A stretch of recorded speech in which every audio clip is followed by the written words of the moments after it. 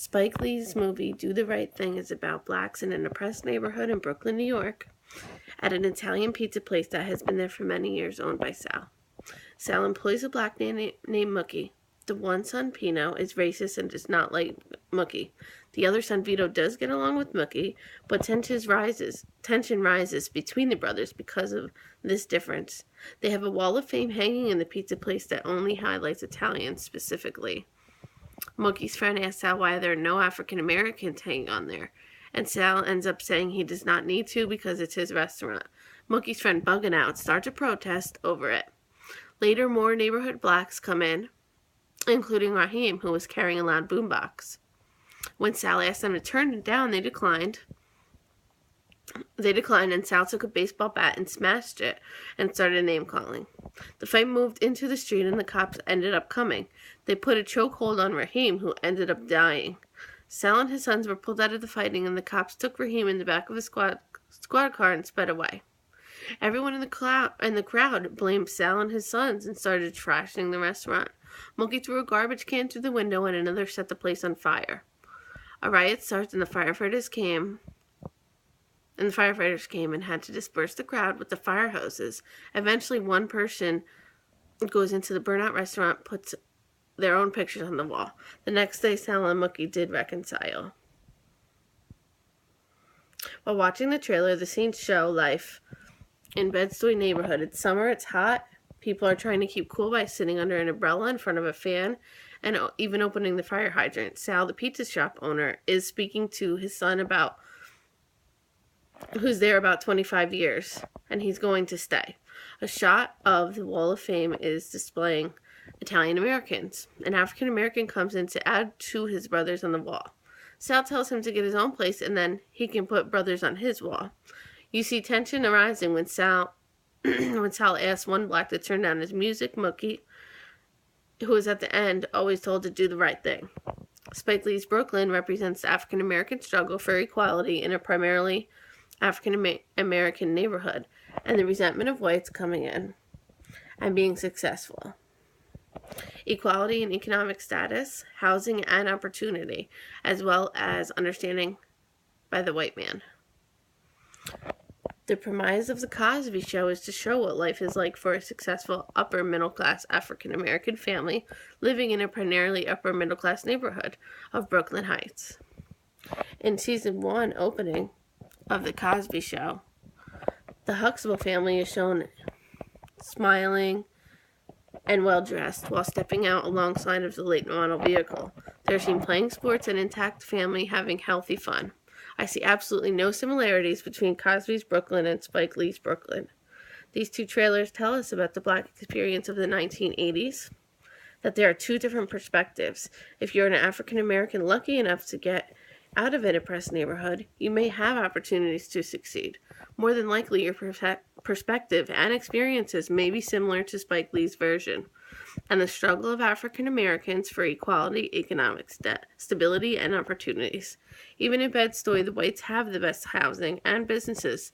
Any successful blacks have moved out of the neighborhood, such as the Huxtables.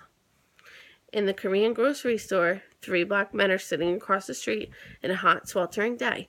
2 of the men are complaining that the Koreans have a successful business. The blacks do not. These 2 men will not patronize the store. The 3rd man gets up and walks over to buy from the store. The other 2 men continue to complain. In Sal's Wall of Fame, because there are only Italians on the wall, Sal is asked by Mookie's friend why there are no blacks on the wall, since blacks support his business and display who he wants. Sal accuses him of making trouble. Sal then kicks him out, and the patrons are asked to boycott Sal. Mookie is asked by his friend Buggin' Out to stay black, referring to enforcing Sal's viewpoints. According to Spike Lee, the blacks do not appear to have control over their predominantly black neighborhoods. This is important because the clips do show that the non-black businesses are successful because of the patronage and support of the black neighborhoods. But the no-black business owners do not show any support or interrogation into the blacks' culture. This creates resentment within the black community. When Buganout tells Mookie to stay black, he's referring to Sal's viewpoints. Mookie should be supporting the black struggle for equality and success, not just the white man's vision. This tells us that the relationship between race and class is that the black race is being oppressed and will remain a lower class, and the white man or non-blacks will become successful and rise in class due to the sweat and financial patronage support of the black race. The message in the Cosby Show clip of Vanessa Rich is when an African American becomes successful. The others show jealousy and resentment. Vanessa believes that the more wealth you have, the more problems you have.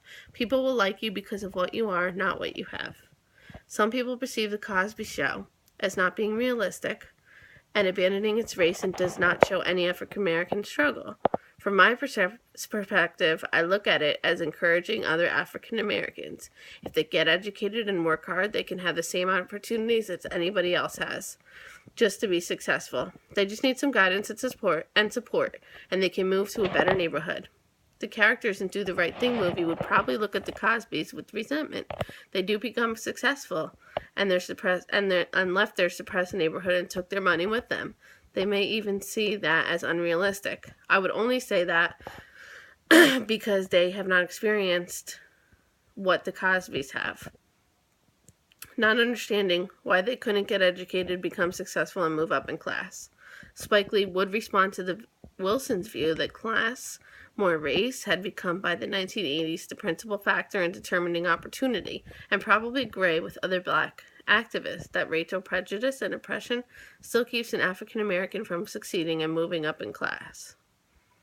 The Cosby Show MLK clip is highlighting the MLK speech, talking about civil rights movement and freedom, and how that will bring all the races together.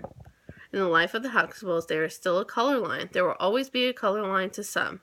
No matter how successful some African Americans become, there will always be people that are hateful and resentful. So yes, they have moved up in class, but will always experience some sort of prejudice, whether it's by whites or lower class oppressed blacks. The color line to Spike Lee's characters in the 1980s are any non-blacks in their neighborhood who appear to be more successful than they are. They are the ones who appear to be running their neighborhood. If any of their African American counterparts become successful and move out of their neighborhood, an even bigger line is drawn.